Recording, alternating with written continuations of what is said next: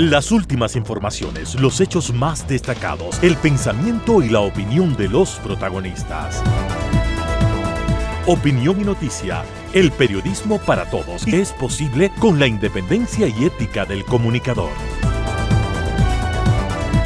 En Sucesos, las noticias y las voces de quienes las hicieron o son parte de ellas. Lo del país y del mundo, política y economía, lo social y del arte, el deporte, lo que usted espera saber cada semana. Opinión y noticia, porque interpretar y hacer entender lo que sucede es la razón de ser del periodismo. Con la conducción de Félix Narváez, empezamos.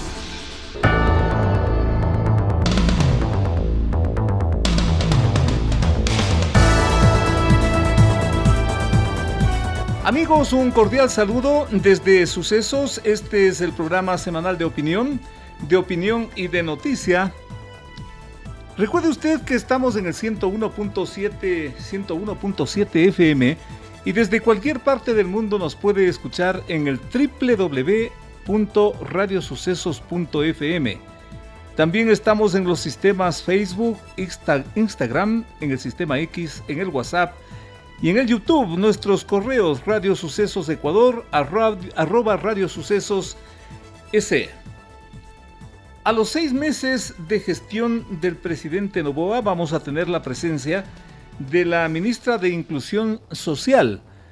Nos adelanta que lo social va a ser el reto para la siguiente fase, para la siguiente etapa de gobierno. ¿Cómo lo van a hacer? Vamos a hablar de eso.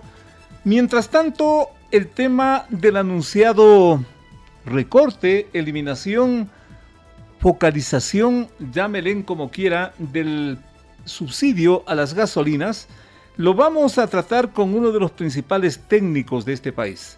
El ingeniero David Almeida nos estará acompañando. Y también un tema que va preocupando y con fuerza. Acuérdense de esto, por favor. El financiamiento del Metro de Quito es una bomba de tiempo. Simplemente así. Por eso estamos invitando nuevamente la presencia de Guillermo Abad, técnico en movilidad, y desde la provincia de Los Ríos nos va a acompañar la señora Carolina Llanos, quien está listando acciones internacionales de justicia contra el expresidente Correa, contra el polémico exfiscal Galo Chiriboga y contra quienes se coludieron en todo ese operativo de persecución a ella, a Galo Lara y a muchas personas. ¿Por qué? Por la venganza política. De eso y más a partir de este momento.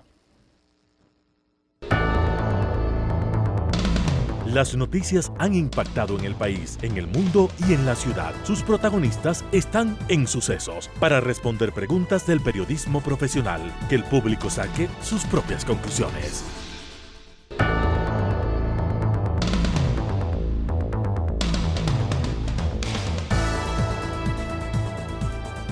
Y el presidente Noboa anunció una posible eliminación del subsidio a las gasolinas Extra y Ecopaís, que según últimos datos de prensa cuestan 631 millones al año.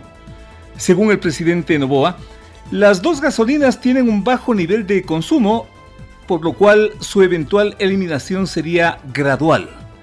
Los subsidios al gas de uso doméstico y al diésel se mantendrían, aunque el costo de esa ayuda social es altamente oneroso y más para un estado lleno de necesidades como este. Lo cierto es que cada galón de gasolina diésel cuesta al Ecuador, lo vende en 1.75 y lo importa a 2.91. Mientras cada cilindro de gas, ojo, gas doméstico de 15 kilos, se compra al exterior en 21.55 y se lo vende en 1.60 precio oficial.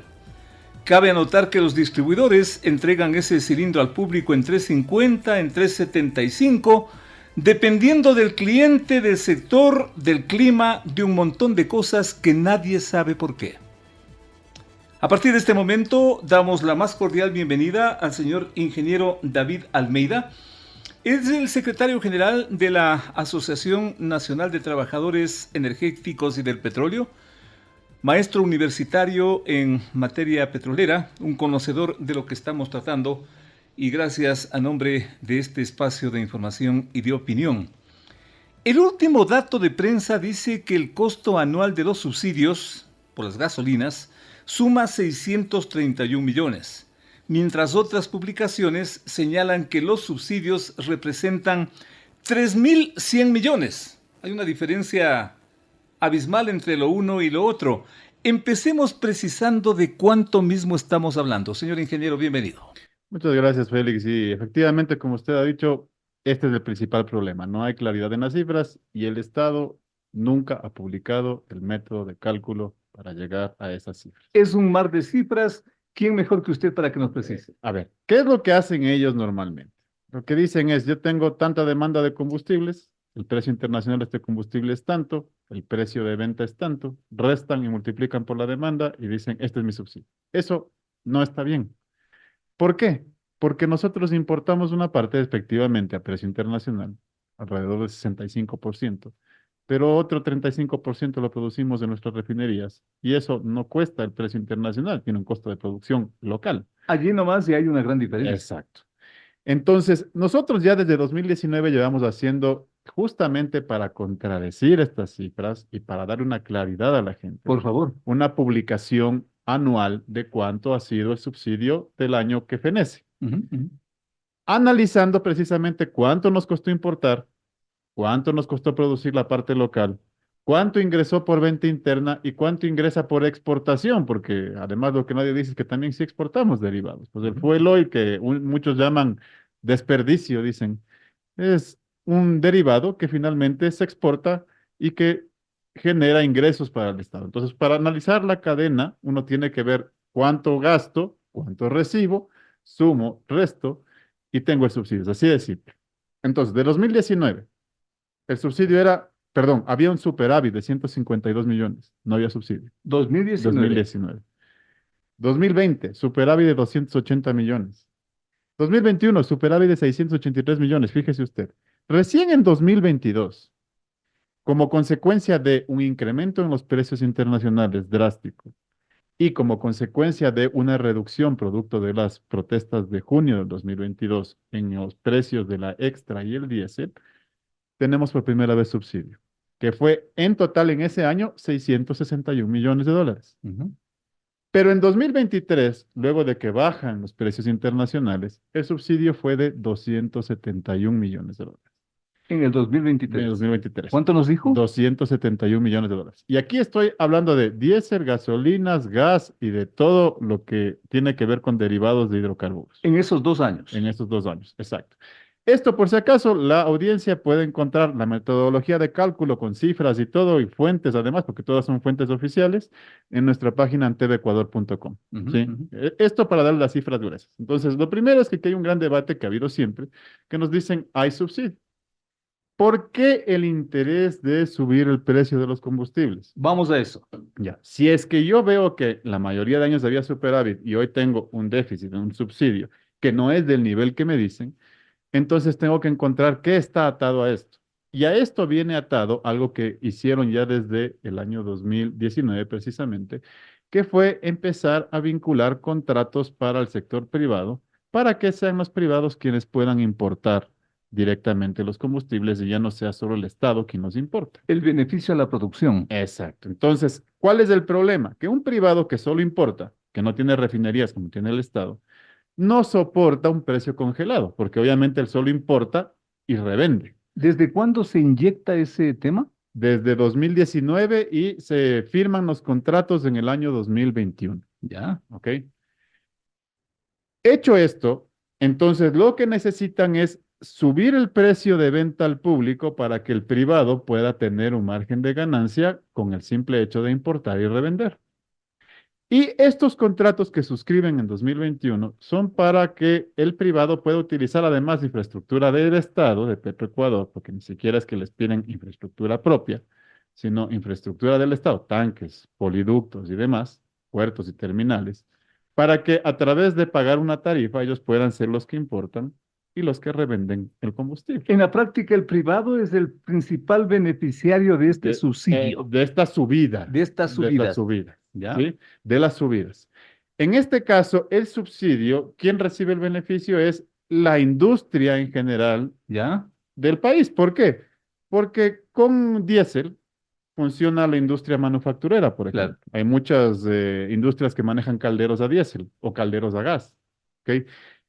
Con diésel o con gasolina se transportan las mercancías. Ajá. Si usted sube el precio del diésel o de la gasolina, lo que está subiendo es el costo de los insumos de producción para los bienes y mercancías que funcionan en nuestra economía. Porque esto es una cadena. Exactamente. Entonces, ¿qué es lo que debería pensarse como país? Si yo no pienso en el beneficio del importador de combustibles y pienso en el beneficio del país, lo lógico sería que yo, en lugar de elevar el precio al consumidor, trate de bajar mis costos. ¿Cómo bajo mis costos? Disminuyendo la parte que importo, aumentando la parte que produzco localmente y que me cuesta mucho menos producir. ¿Y qué implica esto? Implica que el Estado realice inversiones en infraestructura de refinación de crudo, Que no las tiene. que no la está haciendo ahorita. Ya. Entonces, Consecuentemente, en ese punto, señor ingeniero, revelador lo que usted nos está contando, en ese punto se justifica el anuncio del presidente. no, porque este anuncio del presidente lo que busca es beneficiar al importador, ¿sí? Al importador. Al importador, ¿Ya? ¿ya? Lo que deberían hacer es que, por ejemplo, hoy viene un crédito de 4.000 millones de dólares del FMI. Ocupen parte de ese crédito en lugar de ocupar el 75% para el pago y recompra de deuda, que ¿Para qué? utilicen para construir o ampliar las refinerías o construir refinerías nuevas. Ahí está la clave. Ahí está la clave. Ahí está la clave. Si usted deja de importar y empieza a producir con la cantidad de crudo que tenemos produciendo acá en el país, sus costos bajan sustancialmente y puede mantener estos precios con margen de ganancia además. Invertir en refinación, esa es la clave. Esa es la clave. Esa es la clave. Y le voy a poner un ejemplo, México. México incluso ni siquiera se tomó la molestia de construir una nueva. Bueno, ellos tienen la ventaja de que tienen a Texas cerca y había una refinería ahí de propiedad de la compañía Shell, en la que ellos eran propietarios del 50% a través de Pemex y Shell del otro 50%, y lo que le dijeron es, vea, señores de Shell, les compro el otro 50%. Gastaron 700 millones de dólares y compraron una refinería que tiene capacidad de refinar 350.000 barriles de petróleo por día. Nosotros con las tres que tenemos refinamos 165.000 barriles por día. Qué locura. ¿Sí? Entonces, hay formas. Lo que pasa es que aquí nadie está pensando en el país, sino en el negocio de alguien, del privado, del importador. Y no pensamos en qué es lo que el país necesita para poder abaratar sus costos, mejorar su industria y salir adelante. En ese marco, lo que de alguna forma consuela consecuentemente sería el propio anuncio presidencial: no se tope el gas, no se tope el diésel. No, es que no consuela porque esto va a ser el continuar, digamos, con una política que iniciaron con la super. Sí, o sea, primero dijeron, vamos a quitar la super. De hecho, le tengo acá unos datos interesantes. Quitan suben el precio de la super y empieza a decaer el consumo de la super. Además, con un perjuicio en salud a la población, porque obviamente la super es de mejor calidad y genera menos contaminación al ambiente que la extra. Entonces, lo que empieza es a caer el consumo de la super, de cerca de 15 millones de barriles que se consumían al año. Tenemos en este momento cerca de 11 millones de barriles al año, es decir, empiezan a caer 11.000 millones de barriles, perdón. No, 11.000 millones de barriles, correcto. Empiezan a caer el consumo y la extra empieza a subir de lo que teníamos en un principio, de cerca de 2 millones de barriles que se consumía en el 2012. Tenemos hoy un consumo de cerca de 7 millones de barriles de la extra. Es decir, empieza a bajar el consumo de la super, empieza a subir el consumo de la extra. De acuerdo. ¿Por qué? Porque lo lógico es que al que su carrito le aguantaba la extra Totalmente. y le tanqueaba super, empezó a tanquearle extra. Ahora van a ir a la extra. Después van a decir, bueno, ya está la extra, ya está la super, vamos al diésel. El divide y vencerás. ¿Sí? Porque acá se van a quejar los que consumen extra, de pronto los transportistas no se quejarán porque el diésel no les topan, y después de esto van a ir con los transportistas que consumen el diésel y luego van a decir a los de extra, bueno, ustedes ya les subieron, así que a ustedes no les importa. Insisto, revelador lo que nos está diciendo el señor ingeniero Almeida. Conclusión, señor ingeniero. Bueno, la conclusión es que seguimos sin un plan de país en cuanto a nuestros sectores energéticos y productivos, que seguimos pensando en el beneficio inmediato de particulares con las medidas que se toman y no tenemos un plan nacional respecto de nuestro desarrollo en hidrocarburos, en materia energética, es evidente con los cortes de energía que hemos sufrido. Y en general esto es la base además de toda nuestra economía, porque sin energía, sin hidrocarburos, sin la base energética no podemos levantar el resto de la industria. Entonces, no hay un plan de país y lo que hay es un beneficio de gente que se acostumbró a hacer dinero de la comercialización y de la importación de materiales, materias, bienes y servicios, en este caso de combustibles. Estamos viviendo del inmediatismo, ingeniero, Sí, del negocio de unos cuantos además, de unos cuantos. de unos cuantos, de los importadores de combustible que son los que están detrás de este asunto. Señor ingeniero, agradecerle. No le hago más preguntas porque quiero dejarle al público, con todo respeto, que razone, que piense en estas cifras que son la plena, la parte reveladora de toda esta situación. Suena bien, o sea, vamos a revisar el precio de las gasolinas, pero miren todo lo que hay atrás de esto. Sí es importante que el país un poco analice, un poco medite de cómo se están dando las cosas en una materia tan compleja y tan delicada que en la práctica 3 gobiernos, me parece, no lo han resuelto. Y este parece que apunta en esa dirección. Saque sus conclusiones. A nuestro invitado, el ingeniero David Almeida, gracias de veras por estar aquí. Ya volvemos con más. Entrevistas importantes que tú quieres escuchar. La mejor información, la más grande opinión. Periodismo de verdad. Con Félix Narváez.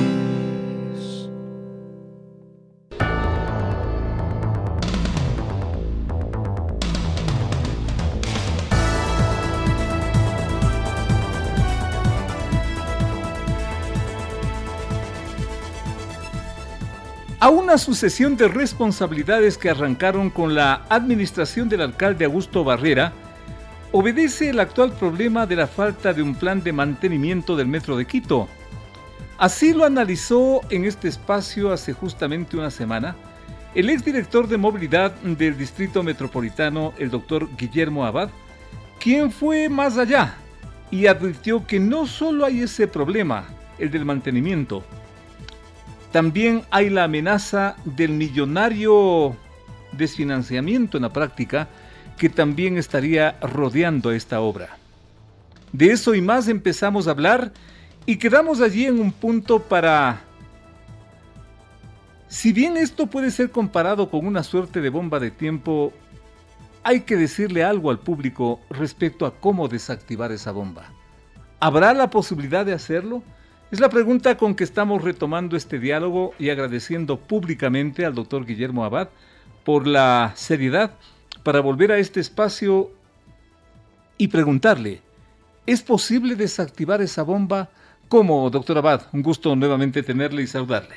Un placer, Félix, siempre conversar con usted. Muy amable. Sí es posible desactivarla.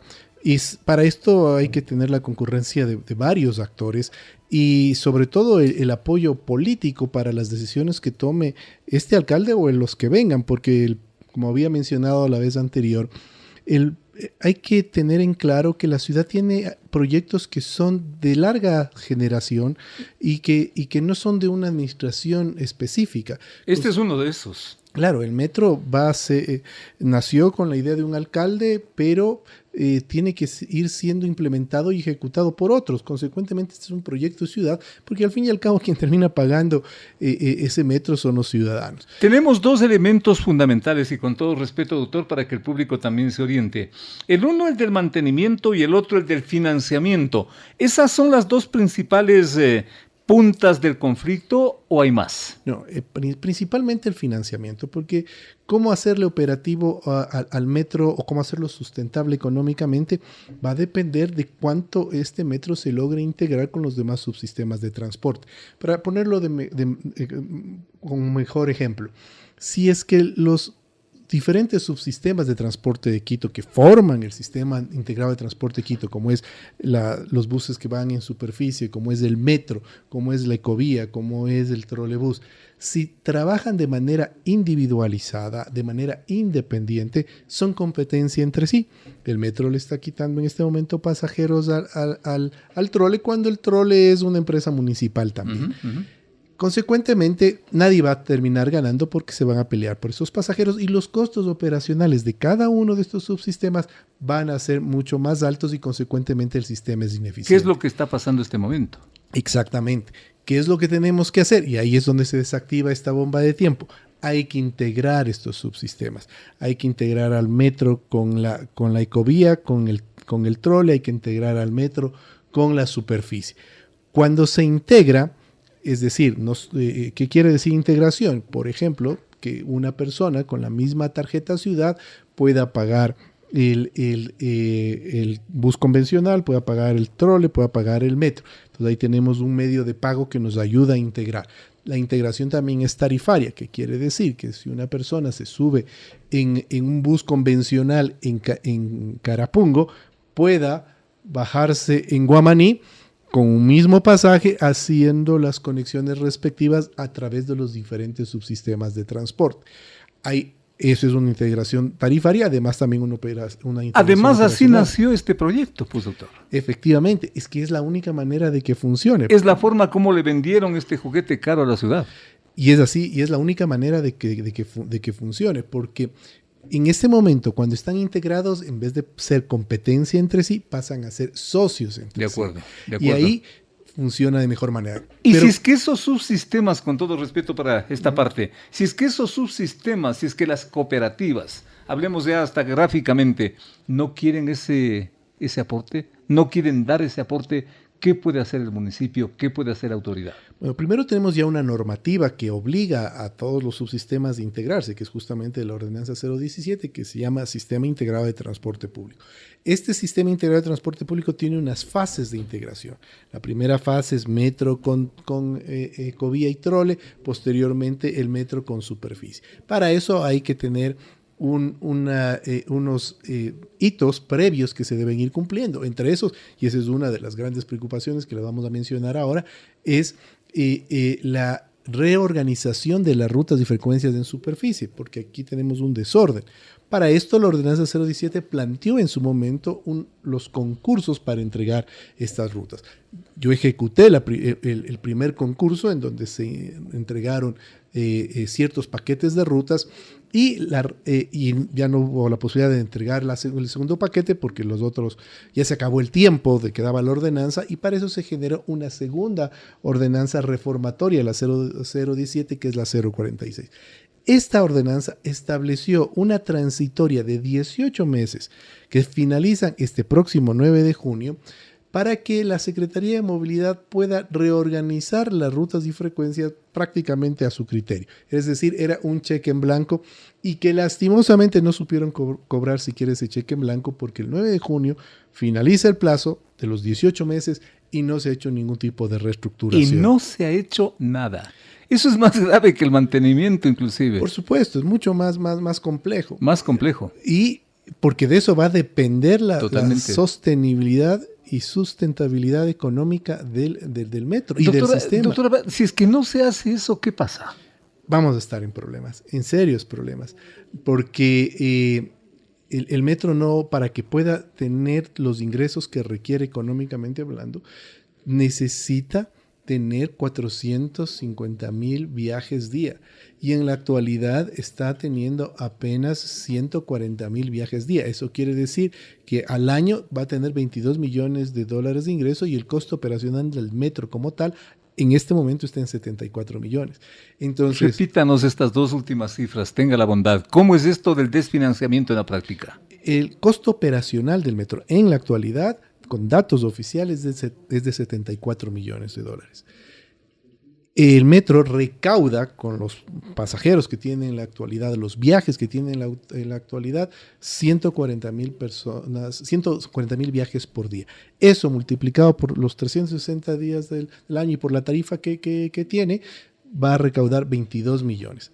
Ahí ya tiene un gran primer déficit. Ahí tenemos un hueco de 50 millones. Exactamente. Qué terrible. Entonces, y que este hueco se puede ir haciendo más grande porque también el municipio tiene que subsidiar a la empresa de pasajeros, que también ahí son otros 40 millones. Entonces, ¿por qué? Porque están siendo ineficientes si es que cada subsistema trabaja de manera independiente. Si trabajan de manera conjunta, si trabajan de manera integrada, los costos operacionales se reducen sustancialmente y consecuentemente se hacen mucho más eficientes. Voy a poner un ejemplo para explicarme de mejor manera. En la actualidad, un bus convencional que va en superficie tiene un recorrido, una ruta de hasta 25 kilómetros. Ese recorrido es totalmente ineficiente porque muchos de esos pasajeros son pasajeros estáticos, plomos como los llaman, que van del punto A al punto B. Gasta mucho combustible, gasta muchos lubricantes, es decir, el costo operacional es altísimo y es ineficiente porque no tiene la cantidad para ese kilometraje, la cantidad de pasajeros que se requiere. ¿Qué es lo que hace el sistema integrado de transporte? Decirles, usted va a recorrer 7 kilómetros y lo que va a hacer es alimentar a las personas a las estaciones multimodales y de ahí hace un transbordo y toma el metro o el trolebús y le hace mucho más eficiente al sistema porque abarata costos y también redistribuye los buses porque en ciertos lugares hay un exceso de buses y en otros no hay buses y la gente dice faltan buses. No faltan buses. Lo que hay es que redistribuir los buses en toda la periferia. Y se cambia el modelo de gestión, porque claro, alguien va a decir, un bus por 4 pasajeros no va a irse a la cima de la libertad. Estamos totalmente de acuerdo. Pero si es que se le cambia el modelo de gestión y ya no se le paga por el pasajero transportado, sino por el kilometraje recorrido, por un cupo de demanda que tiene que cubrir y por los parámetros y por el cumplimiento de parámetros de calidad de servicio, entonces ahí sí funciona el sistema. Doctor Abad, con su conocimiento, con su experticia e inclusive con todo lo que ya ha pasado de toda esta situación, ¿usted pondría un límite de tiempo para esto o es que podemos esperar cuánto tiempo? No, yo creo que ya estamos atrasados. La ordenanza 017 estableció que para el 2023 ya debía generarse la integración con los subsistemas convencionales, cosa que no se ha dado. Llevamos un año de atraso. Sí, y por lo que vamos viendo, posiblemente sigamos en este retraso. Qué grave. Por ende, creo que el municipio tiene ya un primer gran reto. ¿Qué vamos a hacer el 9 de junio?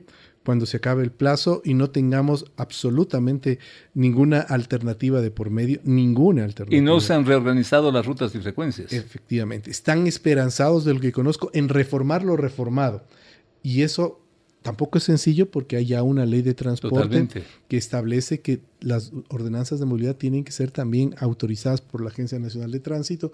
Entonces, creo que estamos entrando en una situación muchísimo más compleja que el no tener un contrato de mantenimiento. Doctor Abad, agradecerle. Mire usted, fueron necesarios 2 programas, 2 presencias suyas para contarle la plena al público, a la ciudad, porque usted, insisto, pasó con esto, vivió con esto, y tiene además su experticia, su antecedente de una técnica en materia de movilidad que le hace decir todo lo que le hemos escuchado y que no es un afán de alarma, sino de decir cómo tienen que ser las cosas sin el afán político que caracteriza a mucho en este país. Doctor Abad, gracias a nombre de nuestro público y nos quedamos a ver si es que esto finalmente no revienta, doctor Abad. Esperemos que no. Gracias al doctor Guillermo Abad, experto en movilidad, aquí en esta entrega de Sucesos. Llegó el fin de semana y tú te puedes informar con periodismo independiente, el que le gusta a nuestra gente es opinión.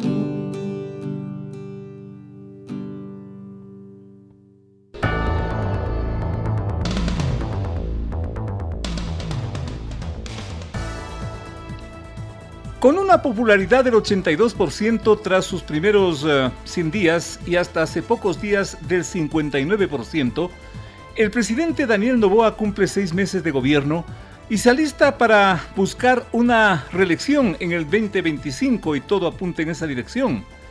Como él mismo dice, esta primera etapa ha sido una suerte de ordenar la casa, pese al complejo reto diario de la inseguridad agravada por el narcotráfico y la delincuencia organizada.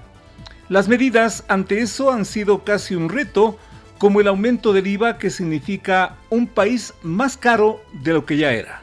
La respuesta ante eso, apuntalar lo social, pero que a su vez es un mundo de necesidades alentadas por la pobreza, por el desempleo, los servicios de salud, la educación, en fin, todo lo que es de dominio público. A partir de este momento nos honra con el contacto telemático la abogada Zaira Rovira. Ella es la ministra de Inclusión Social y Económica. Justamente el tema económico que el propio presidente de la República dice que será su principal ruta si es que resulta pues este tema, sobre todo de la reelección y en esta suerte de segunda etapa de este gobierno de transición. Empecemos por allí. Si es que lo social es lo que va a marcar la diferencia a lo que ha sido esta primera etapa, estos primeros 6 meses, ¿por dónde se va a empezar para atender lo social? Abogada, un gusto tenerle por acá. La escuchamos, la vemos. Adelante. Un cordial saludo, Félix, y un saludo para toda la ciudadanía que nos ve y nos escucha en este momento. Sí, realmente el tema social es el tema central del gobierno. Me van a decir, pero la seguridad, pero tenemos que hacer un análisis integral.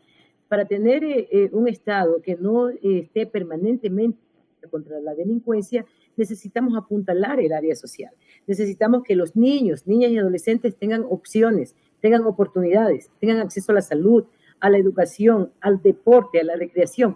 Únicamente así vamos a atacar este grave mal de la delincuencia organizada, de la violencia, desde la raíz. Porque ahorita estamos viendo esta guerra interna que tenemos, esta lucha sin cuartel que tiene el presidente y el área de seguridad contra la delincuencia organizada. Pero esto no nace de la noche a la mañana. Este es un problema estructural en nuestro país que tiene muchos años, que tiene muchas aristas y que además tiene muchos motivos. Uno de estos motivos es precisamente la desatención, el abandono por parte del Estado de muchísimo tiempo. Vean, yo pongo siempre un caso que se repite en todo el Ecuador, que no es el único, pero en la costa, en la provincia del Guayas, tenemos cantones. Uno de ellos es Colimes. Colimes es el cantón que no ha tenido durante muchos años ninguna oficina del Estado. La ciudadanía, para pagar los servicios, tiene que ir a Balsar o al Empalme.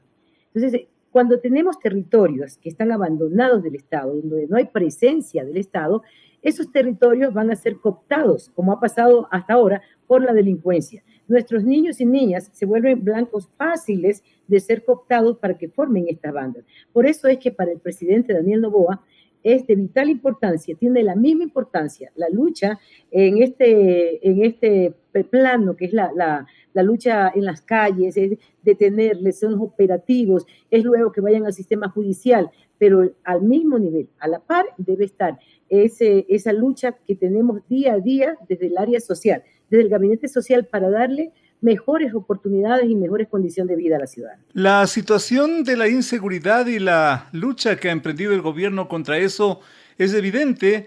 Yo creo que el país está muy claro sobre esa parte. Sin embargo, la parte social, lo que ya hemos mencionado, temas como el desempleo, en fin, que hacen eminentemente a lo social, ¿cómo van a ser atacados en esta segunda parte, partiendo de lo que encontraron en la primera, señora ministra?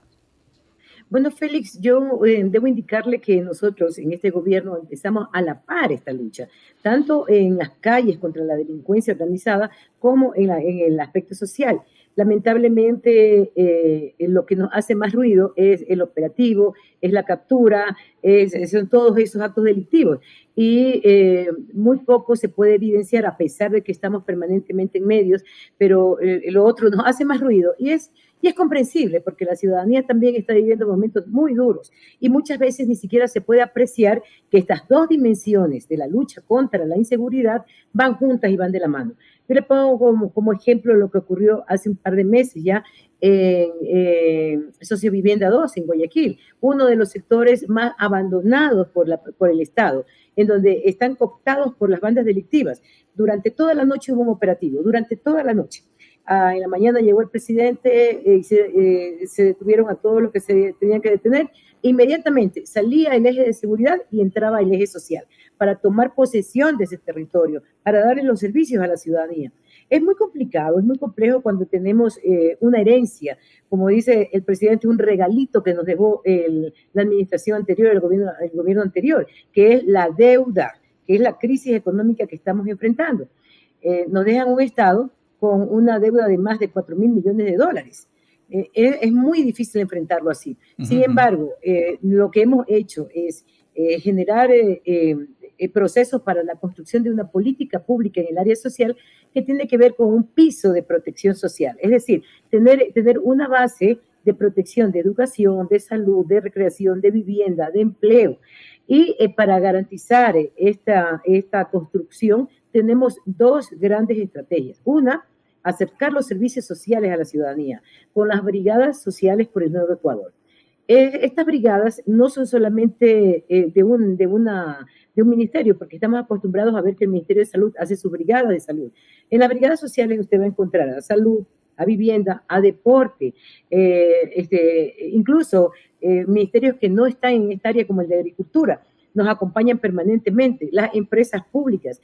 Es decir, estamos agrupando todos los servicios del Estado y nos movemos a los lugares más lejanos, a las provincias y a los cantones que son fronterizos, a los que han sido olvidados y que están cooptados por la delincuencia, aquellos que están lejanos de las cabeceras cantonales, porque debemos entender que un ciudadano, una ciudadana que vive en pobreza y en extrema pobreza en un cantón alejado, le es muy difícil tomar un colectivo, un bus interprovincial. Totalmente. Para ir hasta a los lugares donde están concentrados los servicios, hacer una cola enorme y que le digan regrese la próxima semana. Para un programa como ese, señora ministra, como bien dice el pueblo y el público, nada es posible sin los fondos. ¿Cuánto de presupuesto se ha programado para esta segunda etapa, para esta segunda fase en lo social? Bueno, lo que tiene que ver estrictamente con el Ministerio de Inclusión Económica y Social, nosotros tenemos un presupuesto de 1.700 millones de dólares. ¿Ya? Que escuchado así parece bastante, ¿no? Pero los problemas que tenemos con la brecha de la deuda también ha sido bastante complicado. Por ejemplo, nosotros tenemos una deuda solamente con los cooperantes en el área social de 25 millones de dólares, que a estas alturas ya está cubierta casi en su totalidad, ya nos faltan, me parece que un 160.000 dólares por ahí, pero el resto ya fue cubierta. Pero claro, cuando cubrimos, cuando ya nos llega el dinero, porque ya nos está ingresando el dinero, que es muy poco, pero ya nos está ingresando. Pero cuando nos ingresa el dinero y tenemos una cantidad de deudas, es muy difícil ponernos al día. Esto es como en una familia, en donde el padre no tuvo trabajo por mucho tiempo, la madre tampoco. Entonces, lo que hicieron pues fiar en la tienda, claro, fiar en todos lados, prestar. Cuando finalmente consiguen trabajo y llega el primer sueldo, lo que tienen que hacer es pagar las deudas. Y luego ya pues se abre otra brecha, porque ya no nos quedó para el día a día. Es similar lo que nos pasa a nosotros. Por eso estamos también trabajando no solamente con el tema de recursos propios, sino también con los convenios y la cooperación internacional. También incluso estamos con la propia ciudadanía y con nuestras iniciativas. Verá, tengo aquí un dato ya de cómo estamos dividido el presupuesto, que asciende en total a... lo dividimos en la parte económica, que tiene que ver con los bonos. Aquí tenemos más de 290 millones, servicios sociales, 293 millones de dólares, y los bonos y pensiones, que son 1.300 millones de dólares. Aquí también ustedes van a ver un desfase, porque para la entrega de bonos y pensiones tenemos el monto que es mayor, y para los servicios sociales tenemos una cantidad de 300 millones de dólares, es bastante, pero los servicios del MIES atienden el ciclo de vida. Es decir, desde antes incluso que el niño nazca hasta el adulto mayor. Entonces, los servicios sí nos demandan de bastante esfuerzo. Pero como le decía, el tema de las brigadas sociales es un tema en el que demanda también iniciativa propia, más allá de los recursos, porque claro que necesitamos recursos para movilizar los servicios del Estado, pero es mucho más económico y es más real que decirle a la ciudadanía: mañana voy a abrir oficinas del registro civil, vamos a tener los CDI y vamos a tener hospitales en este cantón.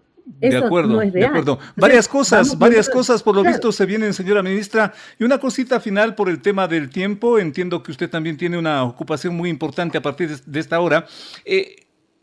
¿A esto obedecería, por ejemplo, cambios como el que se están anunciando, que el Ministerio de la Mujer se transforme en varias cosas más? Bueno, no, realmente el tema del Ministerio de la Mujer, y aquí con todo el respeto a mi compañera Ariana Tanca, quien está desarrollando una labor muy buena en esta cartera, pero sí es importante esta pregunta, porque además como mujer feminista que he sido durante toda mi vida y defensora de derechos, y hemos escuchado todos los ataques que se han Claro. venido en medios y en redes respecto a esto, es importante, y yo le agradezco mucho la pregunta porque aquí estamos unidos todo el gabinete. Es importante aclarar que el cambio de nombre, porque no es que se va a desaparecer el Ministerio de la Mujer, se van a incorporar más competencias y más funciones. Además, se va a reestructurar con la estructura del ministerio, porque tenemos una ministra, una buena ministra, pero aparte no se ha hecho la estructura del ministerio, sigue como secretaría. Eso le condiciona a un menor presupuesto. Lo que la está haciendo el presidente Daniel Noboa con responsabilidad que no tuvo el gobierno anterior,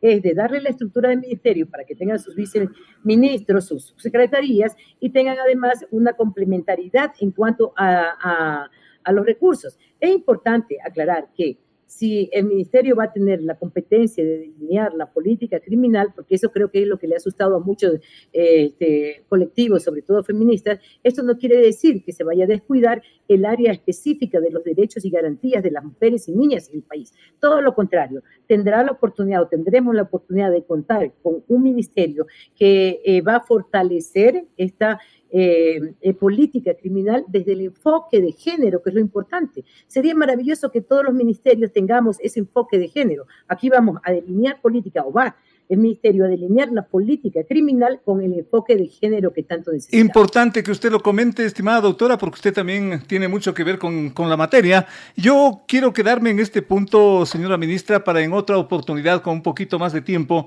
entrar en detalles de lo que todo nos ha comentado a partir de esta entrega. Agradecerle por su presencia, hacer este compromiso para en una próxima, con un poquito más de tiempo, entrar en otros detalles. Señora ministra, un gusto, muy amable. Muchísimas gracias, Félix, y de seguro que estaré. Usted me está haciendo la invitación. Perfecto. Estaré porque tenemos temas muy importantes. ¿Cómo no? Desde mi enfoque como defensora de derechos que he sido toda la vida, creo que podemos abordar temas muy importantes, no solamente desde el área social, sino desde este enfoque que obligatoriamente tenemos que darles los ministros y ministras. Nos quedamos con ese compromiso, señora ministra, hasta una próxima oportunidad. Muy amable. Muchísimas gracias. Gracias, ministra. De 8 a 9. Con el periodista Félix Narváez, otro aporte de Radio Sucesos a la opinión libre y enterada del oyente.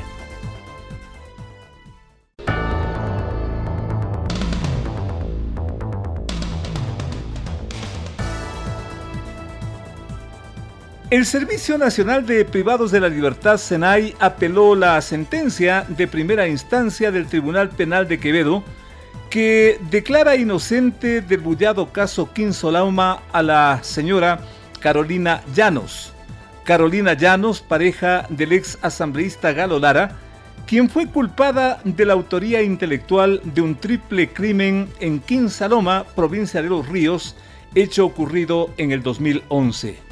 Esa inculpación fue impulsada por el entonces polémico Galo Chiriboga, ministro fiscal, dentro de un plan de venganza política contra Galo Lara por sus graves denuncias contra Correa, según reiteradas afirmaciones del ex asambleísta y de la propia señora Carolina Llanos.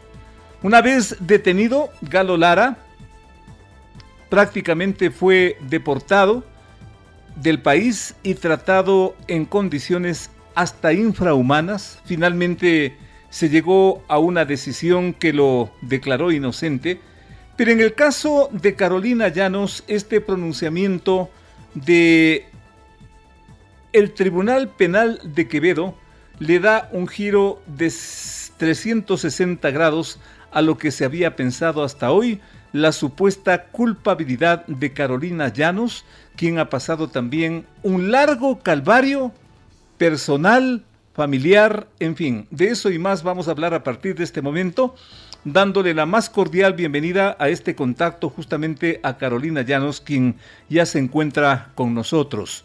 Una vez que han pasado, digamos, varias horas de este pronunciamiento y la apelación del SENAIN, ¿cuál es su sensación? ¿Cuál es su impresión de todo esto, doña Carolina? Un gusto tenerle por acá. Saludo cordial. Saludos cordiales, Félix. Muchas gracias por la invitación. Bueno, que quiero empezar diciéndoles que yo no busco venganza. Yo lo que siempre he buscado es justicia. Desde el primer día que ingresé a la cárcel, dije que no iba a descansar hasta que se me haga justicia. Fui declarada inocente en el 2021, gracias a Dios. Y ahora, justamente el 17 de este mes, se me ratificó de mi vulneración de los derechos humanos, que fueron violados mientras estuve en la cárcel, donde fui torturada y asesinaron a mi hijo en mi vientre. Una pregunta que siempre nos hemos hecho durante todo este proceso: si bien Galo Lara, bien este aspecto entre comillas, si bien Galo Lara fue, digamos, el blanco de toda esta persecución, ¿por qué esa situación de ensañamiento con Carolina Llanos? Finalmente creo que es el momento de contarle al país, doña Carolina. Bueno, como ustedes conocen y es de conocimiento público, Galo Lara en esa época era uno de los asambleístas que denunciaba muchos actos de corrupción del gobierno de Rafael Correa, que ahora mismo ya son evidenciados, porque hay muchos prófugos, hay otros que están en la cárcel pagando ya lo que en algún momento Galo Lara denunció. Es por esa razón que me involucraron en el caso Quinsaloma. Yo fui un chivo expiatorio. El caso Quinsaloma no fue nada más que un caso de delincuencia común, que fue por venganza de otros asesinatos que ocurrieron días antes en Quinsaloma. Y esto no lo digo yo, esto lo dicen los documentos desclasificados de la ex SENAIN. Entonces, con todo esto, lo único que pudieron evidenciar ellos es que querían silenciar a Galo. Yo lo que siempre digo es que la degradación moral de un opositor es el mecanismo favorito de las dictaduras totalitarias, porque eso vivimos en el gobierno de Rafael Correa, dictaduras. Él tenía a su cargo ministros, tenía a su cargo jueces, fiscales, policías, periodistas también, y directoras en la cárcel de mujeres, para hacer mi vida un infierno, la vida de Galo, porque Galo también estuvo 4 años preso. También estuvo mi hermano, que lo acusaron como mi cómplice. Esta gente no medía consecuencias. Se metían con la familia para destrozar la reputación y matar políticamente a Galo Lara. Eso querían ellos en su momento. Usted pasó muchas cosas, usted pasó un calvario prácticamente de mucho tiempo, de muchos años. ¿Cuál fue el momento más crítico que le tocó enfrentar a usted? Quizás aquel del aborto del niño que usted llevaba en su vientre. Bueno, fueron muchos momentos terribles. El primero, haber sido encarcelada embarazada. Después la golpiza que me dieron, el aborto que sufrí adentro por causa de la golpiza y la tortura que recibí. Otros momentos terribles fue cuando me sentenciaron, porque cuando una persona es inocente, lo único que espera es que le den la razón. Y haber estado encarcelada 8 años, me dieron 20 años de sentencia, como que si fueran caramelos. Eso es muy doloroso. Tuve mucho... durante mi tiempo en prisión, muchas, yo digo torturas psicológicas, porque las golpizas que me dieron, bueno, los golpes pasan, pero lo psicológico eso se queda. El dolor de haberme alejado de mis hijos es otra de las cosas terribles. Esta gente matan la reputación de las personas, el buen nombre, y por esa razón voy a seguir en la lucha buscando justicia para que esto no le vuelva a pasar a nadie, que quede como un precedente y que también quede como para que las personas que ahora mismo ostentan un poder no utilicen el poder para asesinar psicológicamente, políticamente a sus opositores. Usted manifiesta, doña Carolina, que va a seguir en esta lucha. ¿Para llegar hasta dónde? ¿Cuál es su aspiración en búsqueda de justicia? ¿Hasta dónde quisiera o hasta dónde cree usted que puede llegar con esto? Bueno, yo quiero ir a cortes internacionales porque quiero que el mundo entero conozca lo que fueron capaces de hacer estas personas que estuvieron en una secta satánica, porque eso era todo el gobierno de Rafael Correa con todas las personas que estaban a su cargo. ¿Algún momento usted, y con todo respeto, porque esto ya es público y por eso me permito preguntarle lo que le voy a preguntar, ¿algún momento usted se arrepintió de esta relación con Galo Lara? Porque de allí también nace todo esto, doña Carolina. Bueno, el dolor que sentía al estar encerrada y estar lejos de mis hijos, me dolía mucho. Pero en sí arrepentirme no, porque no estábamos no hicimos nada malo. Nosotros siempre nos mantenimos bien en nuestra relación, tranquilos, a pesar de las circunstancias, nos acercamos a Dios mientras estuvimos en prisión y ahora continuamos. Entonces no puedo decir que me arrepentí de todo esto. Más bien cuando me sentenciaron, antes de que me sentencien, fueron unos policías a pedirme que declare en contra de Galo Lara y que me daban mi libertad. Y yo les dije que no lo iba a hacer porque simplemente nosotros no éramos culpables y Galo tampoco. Entonces era una trampa, era una emboscada que nos pusieron para silenciar a Galo. ¿Los principales nombres de esta emboscada usted los podría resumir, doña Carolina? Claro que sí. Primeramente, la fiscal de Quinsaloma, Inés Barco Loor, seguido por el fiscal Galo Chiriboga, las ministras que estaban en aquel entonces, Joana Pesantes, ella era una de las que estaba, Joana Pesantes, el ministro del Interior, y Rafael Correa como el cabecilla de esta banda criminal, porque así se los denomina ahora. Una conclusión, doña Carolina, este Servicio Nacional de Privados de la Libertad, SNAI, ha apelado la sentencia favorable a usted.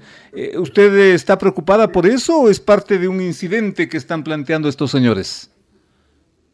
Con decirle que me dio pena el día de la audiencia realmente, porque todavía hay funcionarios que se burlan, se ríen, y eso fue lo que hicieron en ese momento, se burlaban, se reían de los jueces.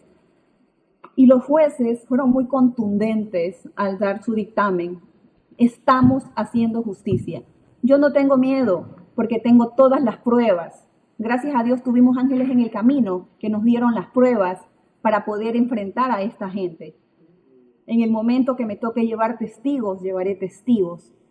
Tengo varios testigos que testificarán y dirán las cosas como son, la verdad de todo lo que me hicieron. Porque mucha gente puede que haya estado en el sistema, tanto carcelario como de justicia, pero también allí había gente buena. Porque yo digo, los buenos siempre somos más. ¿De qué va a acusar a toda esa gente, doña Carolina? ¿Cuál va a ser el cargo? De lo que me hicieron, todo lo que me hicieron. ¿Pero cuál es la figura que usted va a aplicar?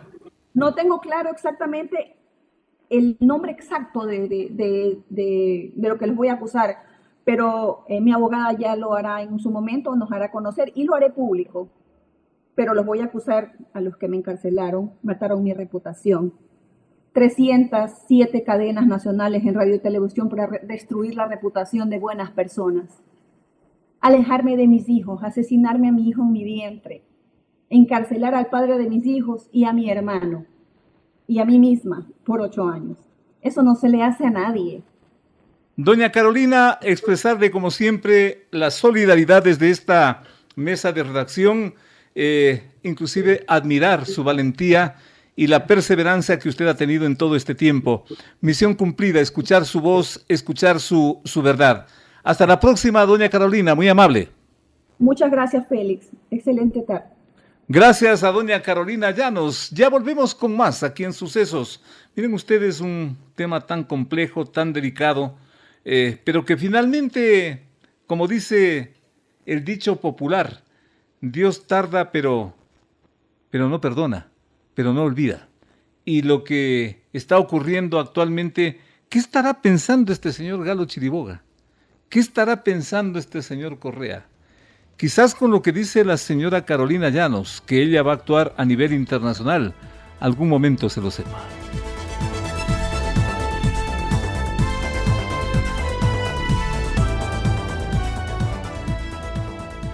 Llegamos aquí al final de la presente entrega, recordándoles que este es el primer día de la siguiente etapa de gobierno, porque acaba de cumplir 6 meses. El señor presidente Noboa acaba de dar su mensaje a la nación, rendir cuentas en la Asamblea Nacional y empezar esta segunda fase que, como dijo nuestra invitada, la ministra de Inclusión Social, será en la parte justamente social, en lo que se ponga énfasis de aquí en adelante.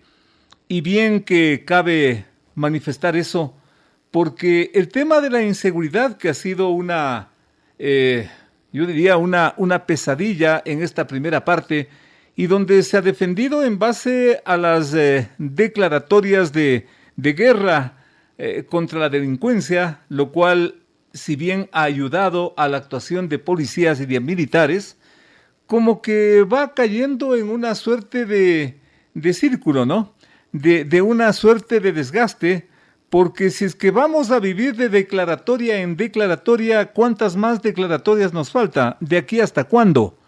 Y lo que no se advierte es un plan sólido, un plan que le permita a este país finalmente, tener como política de Estado el enfrentamiento de todo esto que significa inseguridad, de todo lo que ya nos ha contado el propio presidente Noboa. Y vamos cayendo en esta suerte de círculo que ojalá no signifique un desgaste. Ojalá, porque las otras cosas que también el país espera y exige, como el desempleo, como el altísimo costo de la vida, porque a cuenta de lo primero que les estamos comentando, viene lo segundo y que agrava mucho más lo que ya es de dominio público. ¿Qué? La pobreza. Es a ratos incomprensible. Y es indignante, por ejemplo, que cosas tan simples como una botella de agua hayan subido 15, 20 centavos. ¿Por qué? Porque así le da gana al vendedor, al distribuidor, y no se suponía que esas cosas iban a afectarse en una mínima cantidad. Ahora cuestan 15, 20 centavos, en algunas partes 50 centavos, y dependiendo del lugar hasta $1 más. ¿Por qué? Porque subió el IVA. Señor presidente Noboa, eso nos está pasando todos los días. Eso estamos viviendo a diario y a eso no le pierda el ojo. Porque usted empezó, señor presidente, con el 80 y pico % de popularidad y en 6 meses eso ha caído a, pongámosle, el 59%. Algunos dicen el 52, 57%. En fin, hay una serie de publicaciones que inclusive le proclaman al presidente Noboa como el más popular de Sudamérica. Una estrella en Sudamérica. Qué bueno que eso sea por el Ecuador. Pero en la práctica, lo que estamos viviendo y lo que están viviendo los ecuatorianos, no sé hasta qué punto sea digno de un reconocimiento internacional. Reconocimiento, sí, a esta lucha contra la delincuencia, contra la inseguridad. ¿Cómo se puede negar? Porque finalmente se ha hecho algo en comparación al anterior, que no hizo absolutamente nada y que hasta fue parte coaligada de esa delincuencia. Pero el actual ha tenido que acudir a esa serie de decretos que la Corte Constitucional y los organismos internacionales, estos organismos internacionales de justicia, están en contra. Bueno sería que esos delegados de esos organismos no se vayan a los hoteles de lujo a comer caviar y langosta, que bajen a la verdad de este pueblo y allí observen y luego de eso digan si es que se están violando los derechos humanos o cuáles de los derechos humanos están más violados, los de la gente o la de los pillos que estos organismos defienden. Esas cosas son las que indignan. Y eso lo ha enfrentado el presidente en buena hora.